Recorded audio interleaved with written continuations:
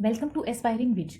आज के इस वीडियो में हम NVS TGT and PGT exam 2019 में जनरल अवेयरनेस के जो क्वेश्चन आए थे उनका डिस्कशन करेंगे। तो स्टार्ट करते हैं टीजीटी 2019 के जनरल अवेयरनेस क्वेश्चन से। तो जो पहला क्वेश्चन था यहाँ पर वो दिया हुआ था कि भारतीय दर्शन के कितने संप्रदाय हैं जो शाद दर्शन कहलाते हैं। ऑप्शन में दिया हुआ था 5, 4, 6, 8। करेक्ट आंसर है वो है 6। भारतीय दर्शन के 6 संप्रदाय ऐसे हैं जो शाद दर्शन कहलाते हैं और उनका नाम है न्याय, वैशेषिक, सांख्य, योग, मीमांसा और वेदांत। ये 6 दर्शन सात दर्शन के नाम से भी जाने जाते हैं और आस्तिक दर्शन के नाम से भी जाने जाते हैं। हिंदू धर्म में आस्तिक दर्शनों के अलावा अनीश्वरवादी और भौतिकवादी दार्शनिक परंपराएं भी रही हैं। नेक्स्ट क्वेश्चन था वो था कि अंतरराज्यीय परिषद किस वर्ष गठित की गई थी। अंतरराज्यीय परिषद होती क्या है? अगर राज्यों के बीच में आपस में या फिर केंद्र सरकार और राज्य सरकार के बीच में कोई मुद्दा हो जिस पर वो आपस में कोई डिसीजन नहीं ले पा रहे हों, कोई संधि नहीं कर पा रहे हों, तो राष्ट्रपति एक अंतरराज्यीय परिषद की स्थापना कर सकता है। और इसकी स्थापना कब हुई थी? 1990 में। किसके आयोग में? सरकारिया आयोग में। सरकारिया आयोग की अनुशंसाओं के आधार पर एक राष्ट्रपति के द्वारा अंतरराज्यीय परिषद की गठन की गई थी। अनुच्छेद 263 राष्ट्रपति को मुद्दों की जांच करने, चर्चा और सलाह करने के लिए एक अंतरराज्यीय परिषद की स्थापना करने की शक्ति प्रदान करता है। नेक्स्ट क्वेश्चन था यहाँ पर वो था कि अभी कुछ समय पहले भारतीय पुरातत्ववेताओं ने एक बौद्ध स्थल से एक दुर्लभ आदमकद मूर्ति का उत्खनन किया। आदमकद का अर्थ होता है मानव के आकार की मूर्ति। तो फिलहाल तेलंगाना से एक मूर्ति मिली है। तेलंगाना में कोई बौद्ध स्थल है। तेलंगाना के जिले सूर्यापेट में एक फणीगिरी नाम का कोई स्थान है। उस स्थान से मानव के आकार की एक चूने से निर्मित मूर्ति मिली है, जो मूर्ति लगभग 1700 साल पुरानी है और उस मूर्ति की लंबाई 1.73 मीटर है और चौड़ाई लगभग 35 सेंटीमीटर है। यह मूर्ति भगवान बुद्ध के उपासक की है। नेक्स्ट क्वेश्चन है वो है यहाँ पर नव वर्ष बोहाग बिहू बिहू लोक नृत्य और भव्य भोज का आयोजन करते हुए मनाया जाता है। तो देखो क्वेश्चन में क्या दिया हुआ है? बिहू लोक नृत्य। और बिहू लोक नृत्य कौन से राज्य का है? असम का। तो करेक्ट आंसर क्या हुआ यहाँ पर? असमिया। असम राज्य के 2 लोक नृत्य हैं, एक तो है बिहू लोक नृत्य और सेकंड है कली गोपाल। कली गोपाल। तो चलिए डिस्कस करते हैं नेक्स्ट क्वेश्चन को। नेक्स्ट क्वेश्चन है वो है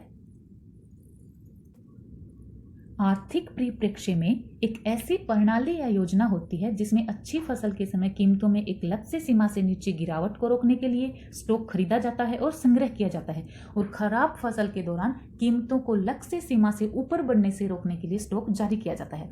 तो देखिए कभी कभी क्या होता है, फसल बहुत ही ज़्यादा अच्छी होती है, अनाज ज़्यादा है, खरीदने वाले कम है, तो क्या होगा? अपने आप अनाज की कीमत नीचे चली जाएगी। या फिर कभी कभी ये होता है कि फसल खराब हो जाती है, खराब फसल होने के कारण अनाज की कम होगा, पैदावार कम होगी, खरीदने वाले ज़्यादा हो जाएंगे, तो क्या होगा? कीमत का स्तर अपने आप ऊपर बढ़ जाएगा। तो इस टाइप की प्रॉब्लम्स का सॉल्यूशन करने के लिए सरकार ने एक ऐसी प्रणाली, एक ऐसी योजना बनाई है जिसमें फसल का स्टॉक कर सकें और इस कीमत को गिरने से या फिर अचानक से ऊपर बढ़ने से रोक सकें। और इस जो स्टॉक का नाम है वो क्या होता है? Buffer stock. मोस्टली ये गेहूं और चावल के लिए किया जाता है। नेक्स्ट क्वेश्चन है भारत ने एक मिशन में कितने उपग्रहों को प्रेक्षित करके एक विश्व रिकॉर्ड बनाया है? तो भारत ने एक साथ 104 उपग्रहों को लॉन्च किया और ऐसा करके भारत ने एक विश्व रिकॉर्ड कायम किया है। नेक्स्ट क्वेश्चन है वो है किस प्राचीन शहर का नाम रोमुलस के नाम पर पड़ा है? ऑप्शन में दिया हुआ था रोम, रमोना, रेनो, रोजमोंट। तो करेक्ट आंसर है रोम। रोम का नाम किस नाम से पड़ा है? रोमुलस नाम से। नेक्स्ट क्वेश्चन है एशियाई खेलों 2018 में पुरुषों की 10 मीटर एयर पिस्टल निशानेबाजी स्पर्धा में भारत के लिए पहला स्वर्ण पदक किसने जीता? ऑप्शन में दिया हुआ है अपूर्वी चंदेला, दीपक कुमार, जीतू रॉय, सौरभ चौधरी। तो करेक्ट आंसर है वो है सौरभ चौधरी। एशियाई खेलों 2018 में पुरुषों की 10 मीटर एयर पिस्टल निशानेबाजी में सौरभ चौधरी ने पहला स्वर्ण पदक जीता है। नेक्स्ट क्वेश्चन है वो है किस संविधान संशोधन अधिनियम द्वारा 11वां मौलिक कर्तव्य जोड़ा गया? तो ऑप्शन में दिया हुआ है 58वां संविधान संशोधन अधिनियम 2012। दूसरा ऑप्शन है 42वां संविधान संशोधन अधिनियम 1976। तीसरा ऑप्शन है 86वां संविधान संशोधन अधिनियम 2002 और जो चौथा ऑप्शन है वो है 84वां संविधान संशोधन अधिनियम 2001। करेक्ट आंसर है वो है 86वां संविधान संशोधन अधिनियम 2002। तो 11वां मौलिक कर्तव्य है वो है क्या है? निःशुल्क एवं अनिवार्य शिक्षा का अधिकार। माता पिता या संरक्षक द्वारा 6 से 14 वर्ष के बच्चों के लिए प्राथमिक शिक्षा प्रदान करना, ये जो है हमारा 11वां मौलिक कर्तव्य है, जो 2002 में 86वें संविधान संशोधन अधिनियम के द्वारा जोड़ा गया है। Now the next question is,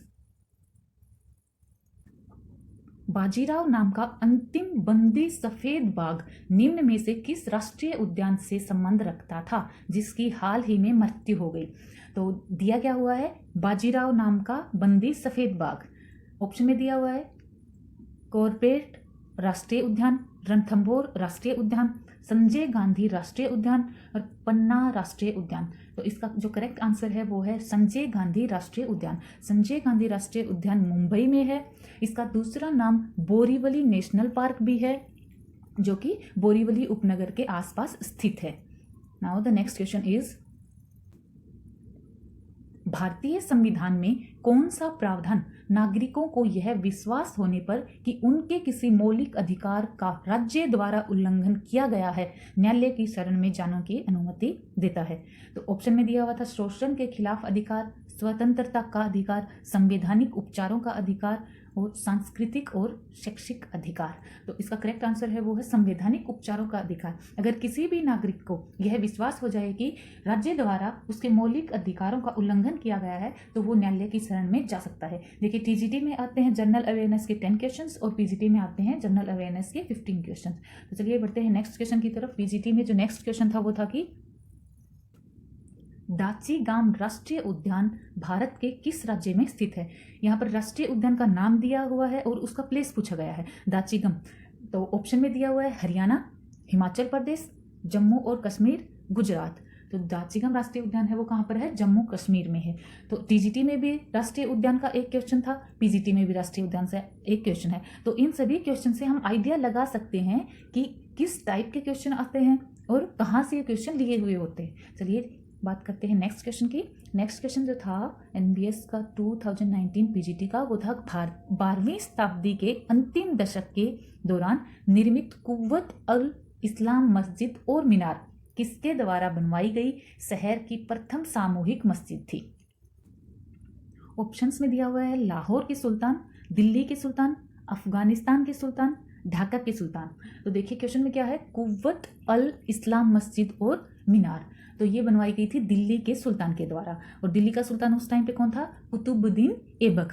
Qutubuddin Aibak ने 1192 में इसका निर्माण स्टार्ट किया था। यह कुतुब मीनार के पास स्थित है। इस मस्जिद को बनने में 4 वर्ष का समय लगा था, लेकिन बाद के शासकों ने भी इसका विस्तार किया। इल्तुतमिश ने 1230 में और अलाउद्दीन खिलजी ने 1351 में इसमें कुछ हिस्से और जोड़े थे। यह जो मस्जिद है वो हिंदू और इस्लामिक कला का अनूठा संगम है। इस मस्जिद की छत और स्तंभ भारतीय मंदिर की शैली याद दिलाते हैं, वहीं दूसरी ओर इसके बुर्ज इस्लामिक शैली में बने हुए हैं। नेक्स्ट क्वेश्चन है वो है इस्लामी सहयोग संगठन OIC का मुख्यालय कहाँ है? ऑप्शंस में दिया हुआ था जेदा, काहिरा, तेहरान और शारजाह। तो करेक्ट आंसर है वो है जेदा। OIC इंग्लिश में इसको बोलते हैं ऑर्गेनाइजेशन ऑफ इस्लामिक कोऑपरेशन और हिंदी में हम बोल देते हैं इसको इस्लामिक सहयोग संगठन। इसकी स्थापना 25 सितंबर 1969 को रबात में एक सम्मेलन हुआ था। उस सम्मेलन के दौरान इसकी स्थापना की गई थी। इसमें 2 से अधिक राष्ट्र शामिल होते हैं जो सामान्य हितों के मुद्दों पर आपसी विश्वास के साथ काम करते हैं।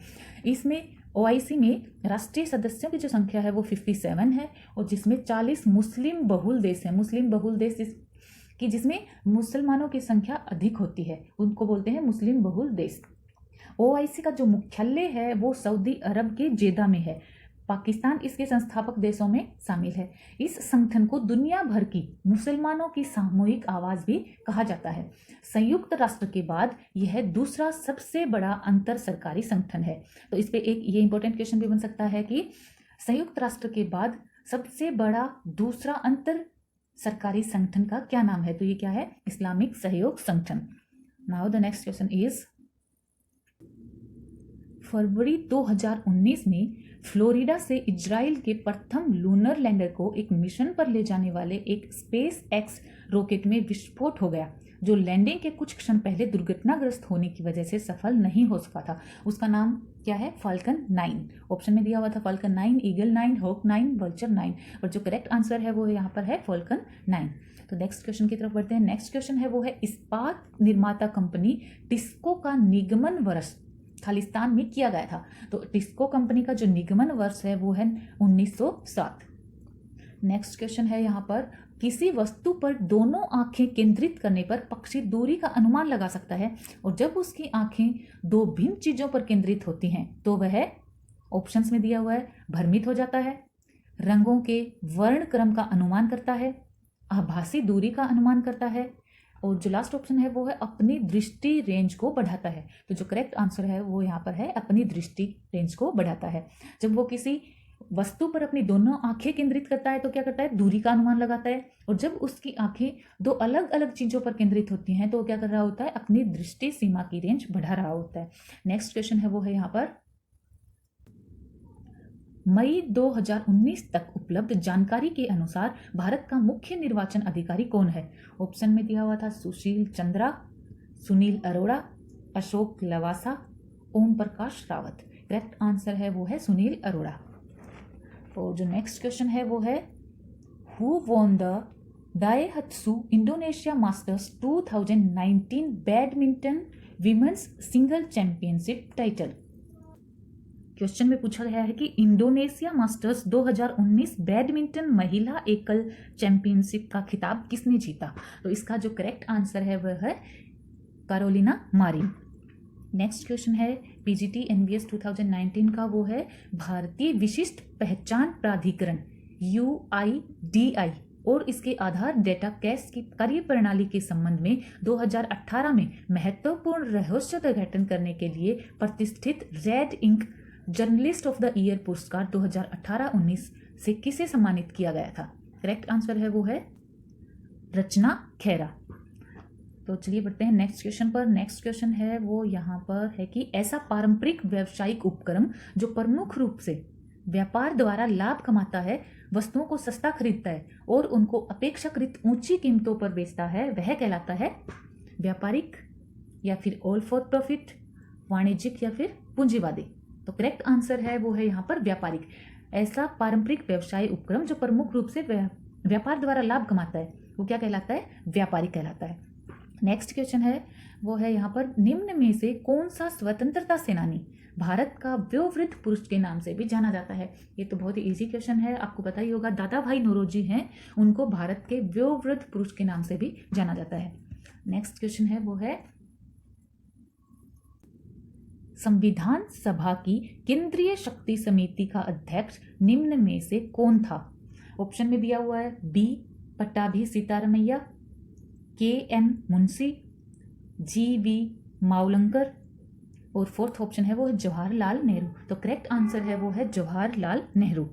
नेक्स्ट क्वेश्चन है वो है, the Chandrayaan 2 mission will land the Pragyan rover eight which place on the moons surface. इस क्वेश्चन का आंसर तो सभी का पता होगा। ये चंद्रयान 2 बहुत ही चर्चा में रहा है। तो भारत ने चंद्रमा के साउथ पोल पर अपने प्रज्ञान रोवर को पहुंचाने की कोशिश की थी। नेक्स्ट क्वेश्चन है वो है, निम्न में से कौन सा क्षुद्र ग्रह अगले 10 वर्षों में पृथ्वी के पास से गुजरेगा और लोग सीधे अपनी आंखों से उसे गुजरता देख पाएंगे? ऑप्शन में दिया हुआ है इरोस, सेरेस, अपोफिस और बेनु। तो जो करेक्ट आंसर है वो है इसका अपोफिस। अपोफिस नाम का क्षुद्र ग्रह अगले 10 वर्षों में पृथ्वी के पास से गुजरेगा और हम अपनी आंखों से उसे गुजरता हुआ देख पाएंगे। तो ये थे 15 क्वेश्चन पीजीटी के और 10 क्वेश्चन टीजीटी के जो 2019 में आए थे। Thanks for watching my video.